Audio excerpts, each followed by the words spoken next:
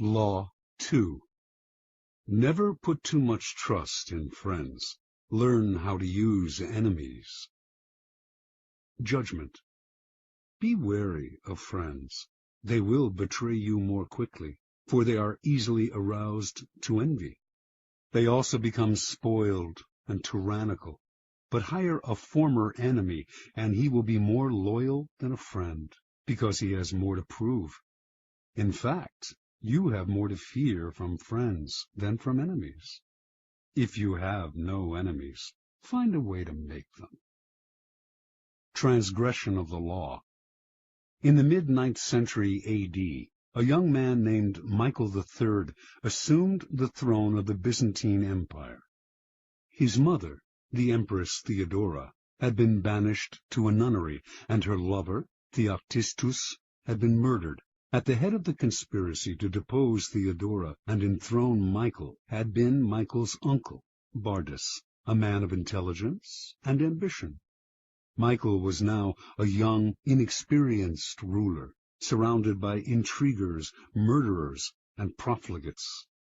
In this time of peril, he needed someone he could trust as his counselor, and his thoughts turned to Basilius, his best friend. Basilius had no experience whatsoever in government and politics. In fact, he was the head of the royal stables, but he had proven his love and gratitude time and again.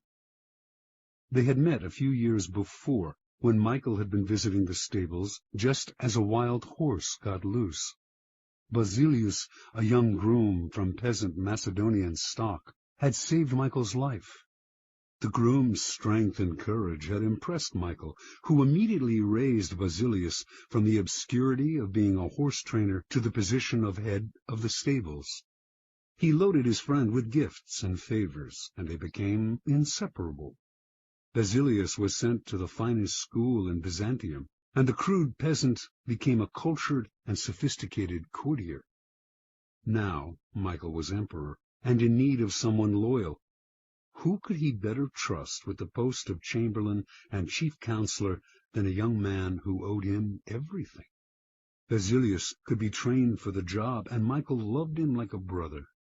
Ignoring the advice of those who recommended the much more qualified Bardas, Michael chose his friend. Basilius learned well, and was soon advising the emperor on all matters of state. The only problem seemed to be money. Basilius never had enough. Exposure to the splendor of Byzantine court life made him avaricious for the perks of power. Michael doubled, then tripled his salary, ennobled him, and married him off to his own mistress, Eudoxia Ingerina.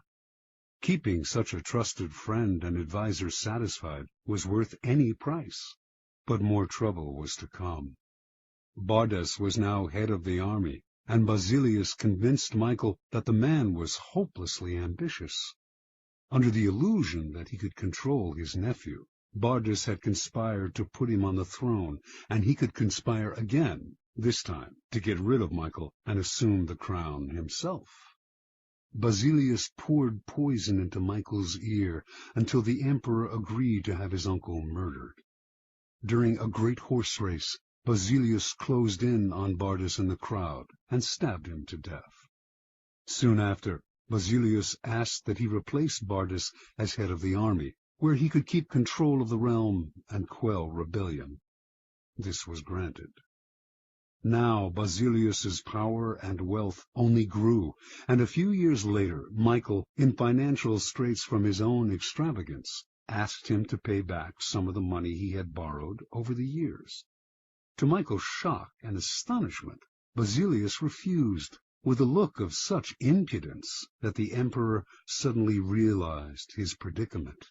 The former stable boy had more money, more allies in the army and senate, and in the end, more power than the emperor himself. A few weeks later, after a night of heavy drinking, Michael awoke to find himself surrounded by soldiers.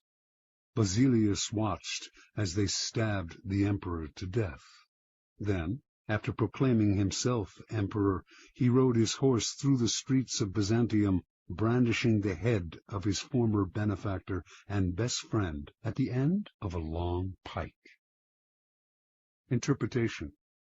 Michael staked his future on the sense of gratitude he thought Basilius must feel for him. Surely Basilius would serve him best. He owed the emperor his wealth, his education, and his position. It was only on the fateful day when the emperor saw that impudent smile on Basilius's face that he realized his deadly mistake. He had created a monster. He had allowed a man to see power up close, a man who then wanted more, who asked for anything and got it, who felt encumbered by the charity he had received, and simply did what many people do in such a situation. They forget the favors they have received and imagine they have earned their success by their own merits. At Michael's moment of realization, he could still have saved his own life, but friendship and love blind every man to their interests. Nobody believes a friend can betray, and Michael went on disbelieving until the day his head ended up on a pike. Keys to power. It is natural to want to employ your friends when you find yourself in times of need. The world is a harsh place, and your friends soften the harshness. Besides, you know them. Why depend on a stranger when you have a friend at hand? The problem is that you often do not know your friends as well as you imagine. When you decide to hire a friend, you gradually discover the qualities he or she has kept hidden. Strangely enough, it is your act of kindness that unbalances everything. People want to feel they deserve their good fortune. The receipt of a favor can become oppressive. It means you have been chosen because you are a friend, not necessarily because you are deserving. There is almost a touch of condescension in the act of hiring friends that secretly afflicts them. The injury will come out slowly, a little more honesty, flashes of resentment and envy here and there, and before you know it, your friendship fades. The more favors and gifts you supply to revive the friendship, the less gratitude you receive. All working situations require a kind of distance between people. You are trying to work, not make friends.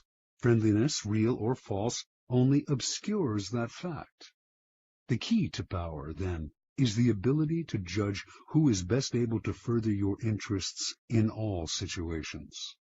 Keep friends for friendship, but work with the skilled and competent. Whenever you can, bury the hatchet with an enemy and make a point of putting him in your service. Never let the presence of enemies upset or distress you. You are far better off with a declared opponent or two than not knowing where your real enemies lie. The man of power welcomes conflict, using enemies to enhance his reputation as a sure-footed fighter who can be relied upon in times of uncertainty.